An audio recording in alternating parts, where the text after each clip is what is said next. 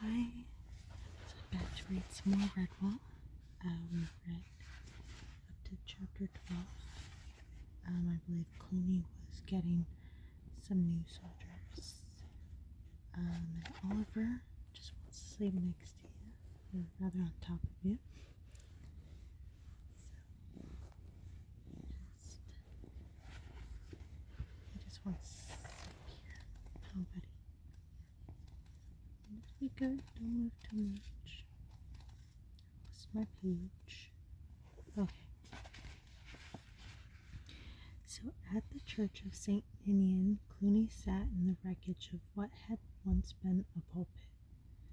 Redtooth, Darkclaw, Cheese Thief, and Fangburn lounged about at his feet on old burst hassocks.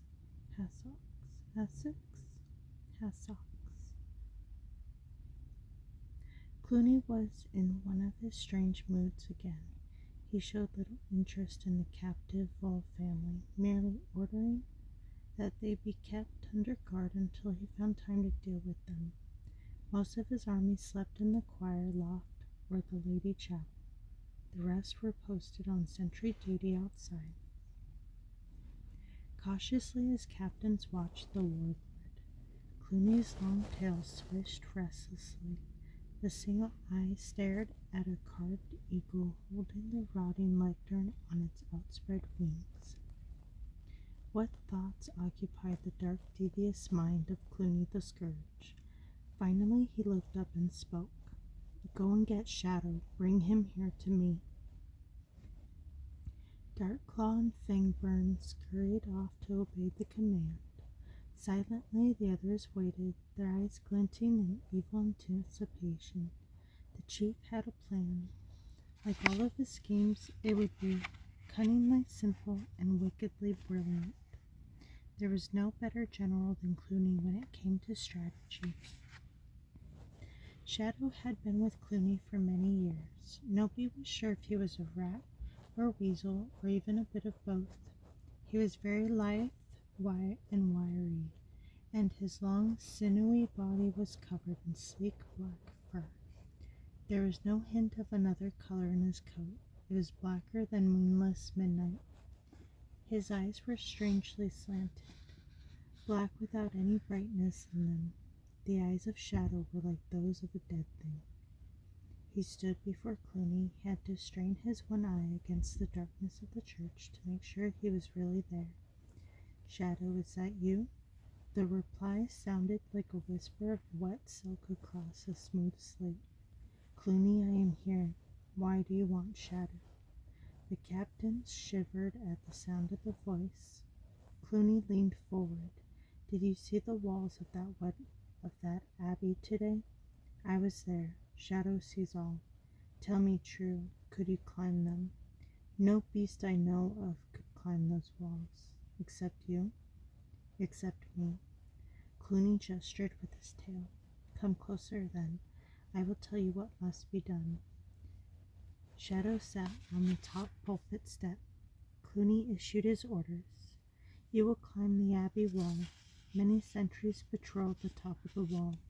Take the utmost care. If you get captured, you are of no use to me.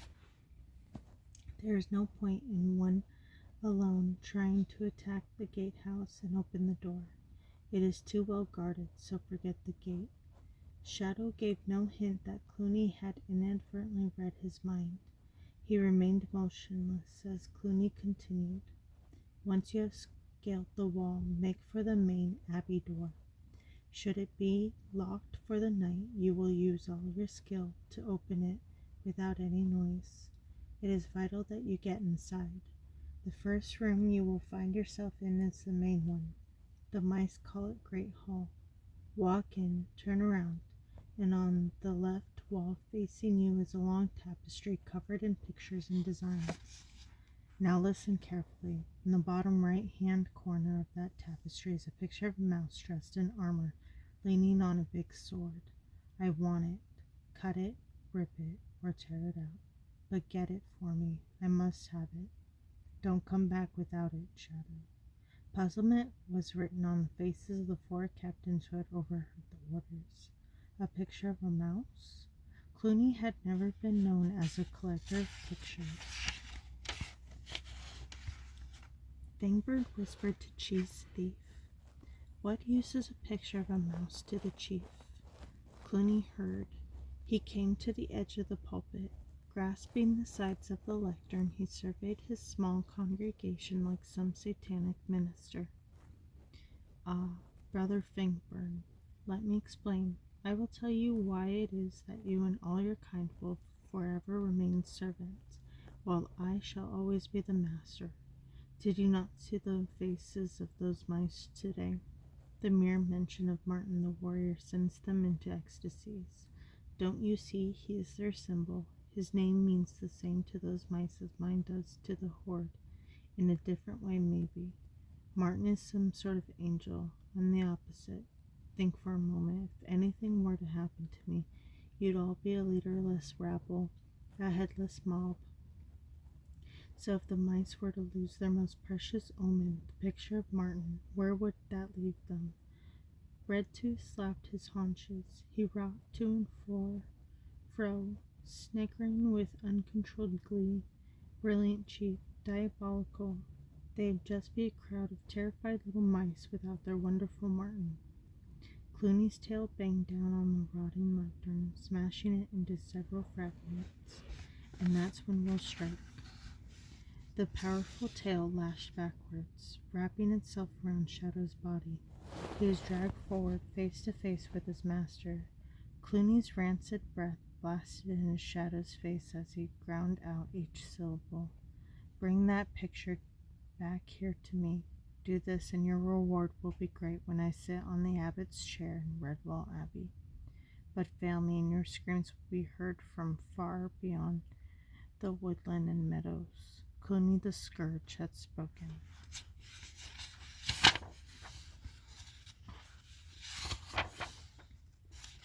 Chapter 13. The sun's first rays flung wide the gates of dawn.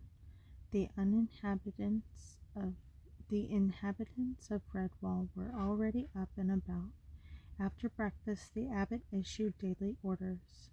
All those not employed defending the abbey would husband the crops and gather in supplies for the larders in the event of a prolonged siege. Young otters collected watercress and fished. Cornflower headed a party of mice to reap the early cereal crops. More youngsters tended the salad gardens. The bright summer morning hummed to the bustle of industrious woodlanders. Ambrose Spike, now sufficiently recovered, sat in the storeroom taking stock. Lots of nuts and preserved berries from last autumn. Apples and pears aplenty. Unfortunately, the hedgehog could not check the sellers. Brother Edmund and Friar Hugo had the only two keys. He licked his lips at the thought of barrels of nut-brown ale, strong cider, creamy stout, and the little kegs. Ah, the dear little kegs, full of elderberry wine, mulberry brandy, blackcurrant port, and wild grape sherry.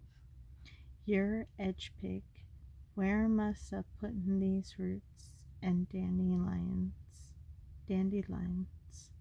Astin' up them roight heavy." Ambrose sighed wistfully as he attended the two moles staggering under a bundle of dandelions and tubers. "Our old little taters, ready, steady, Bill. Yer tip 'em up, Lego. More baby moles." Ambrose pawed the bandage on his wound. A hedgehog's work was never done.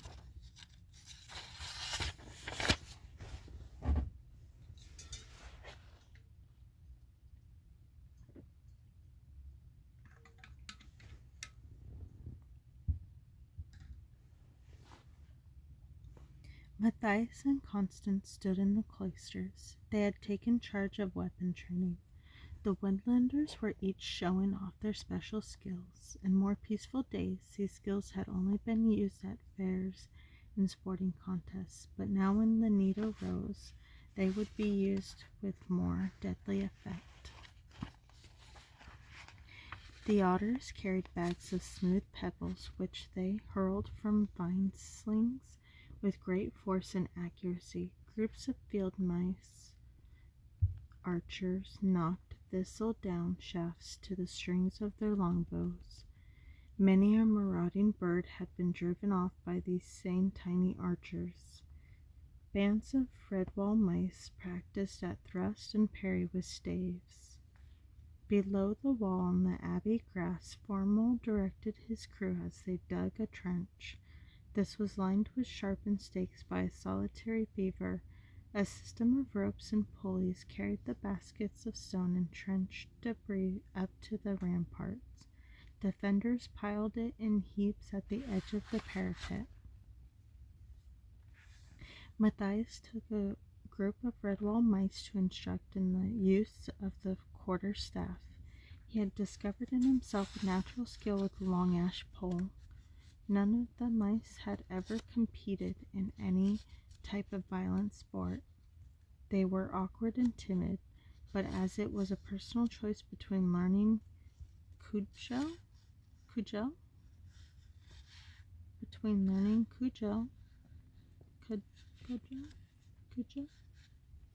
and wrestling from Constance or quarter-staff from Matthias, to a mouse they had opted for the latter. Matthias found he had to be quite severe with them.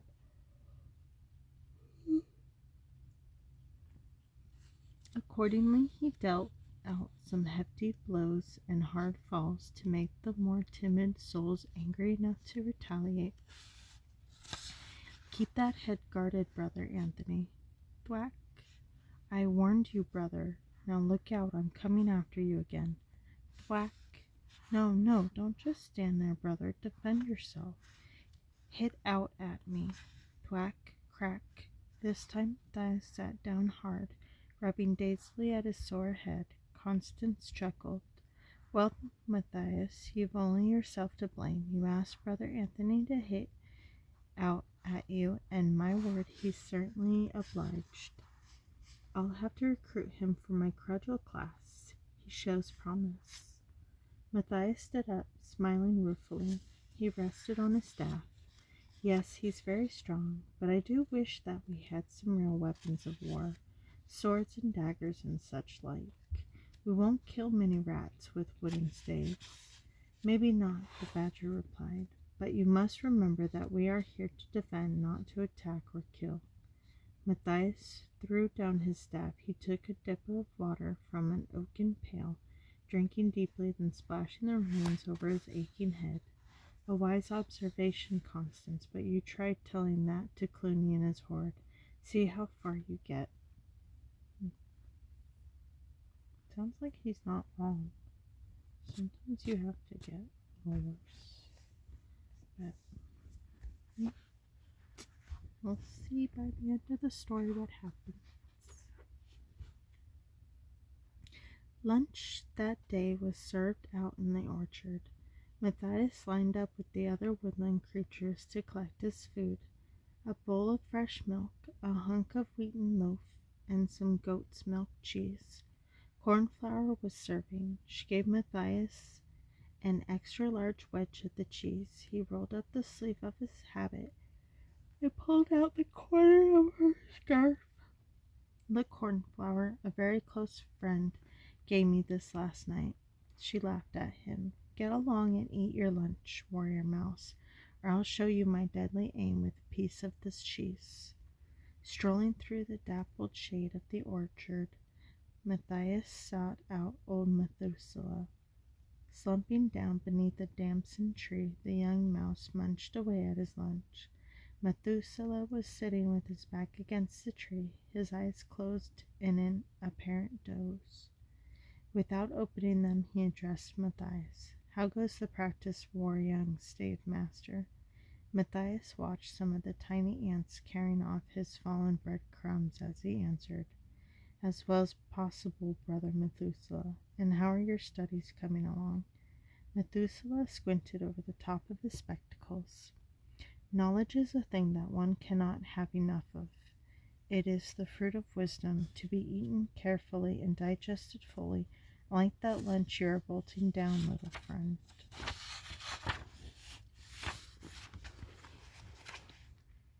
Matthias set his food to one side. Tell me, what knowledge have you digested lately, old one? Methuselah took a sip from Matthias's milk bowl. Matthias took a sip from Matthias's milk bowl. Sometimes I think you have a very old head for such a young mouse. What more do you wish to know about Martin the warrior? Matthias looked surprised. How did you know I was going to ask about Martin? Methuselah? Yeah, I think that's how it's meant to be pronounced. Methuselah wrinkled his nose.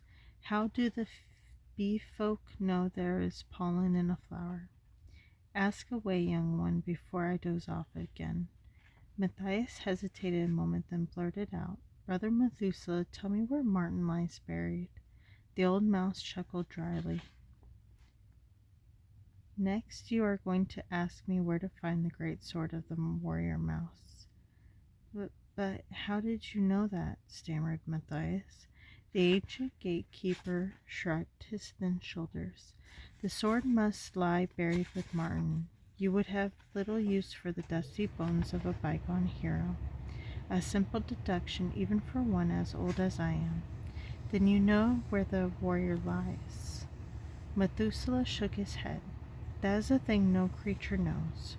For many long years now I have puzzled and pored over ancient manuscripts, translating, following hidden trails, always with the same result, nothing. I have even used my gift of tongue, speaking to the bees and others who can go into small places, too small for us. But always it is the same, rumors, legend, and old mouse tales. Matthias crumbled more bread for the ants. Then the warrior's sword is only a fable? Methuselah leaned forward indignantly. Who said that? Did I? No, but you... Bah! Nothing of the sort, young mouse. Listen carefully to me. I have an uncanny feeling that you may be the one I have been saving this vital piece of information for. Matthias forgot his lunch. He listened intently. About 4 summers ago, I treated a sparrowhawk who had pulled a sinew in her foot. She could not use her talons properly. As I remember, I made her promise never to take a mouse as prey. She was a fierce, frightening bird. Have you ever been close up to a sparrowhawk? No? Of course you haven't. Well, let me tell you, they can hypnotize small creatures with those savage golden eyes. Born killers they are, but this hawk said something that made me think. She talked to the sparrows, called them winged mice.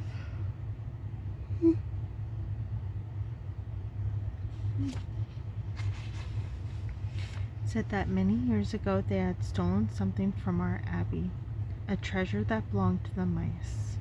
Won't say what it was, just flew off. Who expects gratitude from a sparrowhawk anyway? Matthias interrupted. Have you ever spoken to the sparrows about this something? Methuselah shook his head.